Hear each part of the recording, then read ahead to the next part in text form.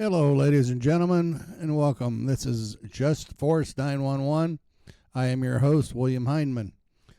We got another sovereign citizen who is in New York, who is a detective that parked too close to an ambulance, and when the lady got out of the ambulance, she hit his car with a door, and when he got out to do the exchange of information, she said she'd give it to him just as soon as she got her patient inside.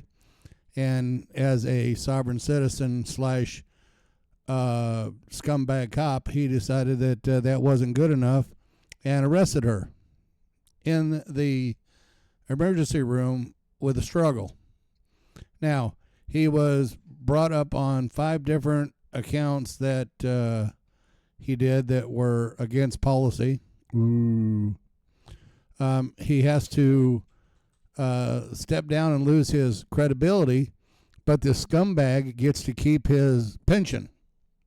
So they're going to let him ride out the rest of the year and then get his pension, and then he loses his certification as a cop. You know, when are we going to allow these, or when are we going to stop allowing these scumbags to milk us dry? If you break the law and you're found wrong, you know, these sweetheart deals are just, they're aggravating, to say the least. You know, they want to throw us in prison. They want to, you know, abuse us. They want to do whatever they want. And for them, there's no consequences. Well, that's because they're sovereign citizens. Damn it, I keep forgetting that. Anyway, hey guys, subscribe to my channel if you would. Hit the like and share button. Leave me a comment, thumbs up or thumbs down, so I know how I do. But you know, this is ridiculous. You know, we're paying these clowns to do a job, and when they get caught not doing their job, then they whine and moan, you know, and we let them skate by. Need to start holding these clowns accountable, and this is ridiculous. So let's check this video out, and you guys tell me if I'm wrong, because as far as I see it, this cop was out of line. Investigator Charles Latempio will remain on paid leave until next spring when he's eligible to retire. At that time, he'll retire with his pension and be decertified as a police officer in New York State. News 10 NBC investigative reporter Jennifer Lukey first broke this story in July of 2022 and has been following it ever since. And Jen, you got your hands on a trove of disciplinary records related to this case today. Brett, Deanna, almost 500 pages. But first, let me start just reminding folks what happened. An EMT from Monroe Ambulance pulled into the parking lot outside of Strong, outside of the emergency room. She had a patient in the back. She hit the door of this black car as she was getting out to unload her patient. RPD investigator Charles Latempio was in that car. He got out and asked her for her ID. She told him she'd give it to him after she got her patient inside. He followed her in, and what happened from there has now been seen millions of times by people across the world.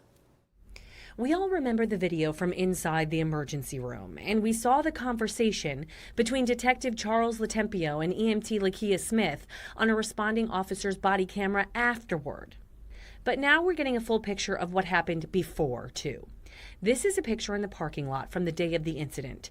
You can see how close the black car and the ambulance are. This is a picture of the alleged damage caused by the EMT when she opened the door into the car, although documents show there was prior damage on this vehicle.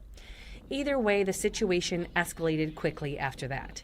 Detective Latempio was suspended for his actions that day, and an internal investigation since shows that he violated 5 of RPD's general orders: lack of justification for detaining or arresting, unnecessary and excessive use of force, failure to de-escalate, improper conduct, and failure to double lock handcuffs.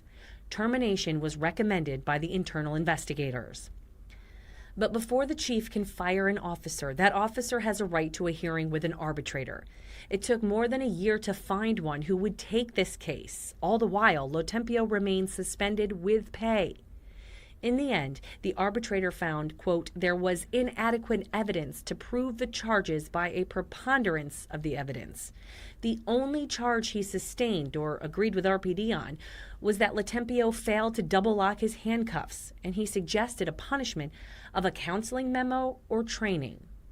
RPD Chief Dave Smith was not happy with the arbitrator's findings or disciplinary suggestions. He tells me Investigator Latempio's actions were not in line with his expectations, so he pursued an alternate disciplinary agreement, one that will ensure Latempio will no longer be a police officer in the city of Rochester.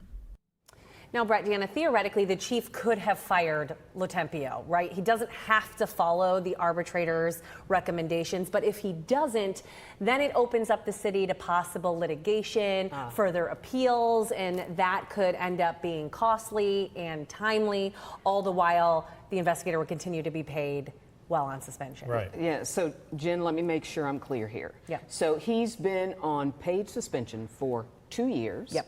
Then he'll be on for another 6 months. Yep. At which time he'll be able to retire with full pension. Full pension. Yeah, the settlement says he has to use all of his vacation and comp time until December of this year, and then he will be back on paid suspension until March of next year when he is eligible to retire. And with 20 years in his current salary, he's looking at a pension of about $56,000 a year.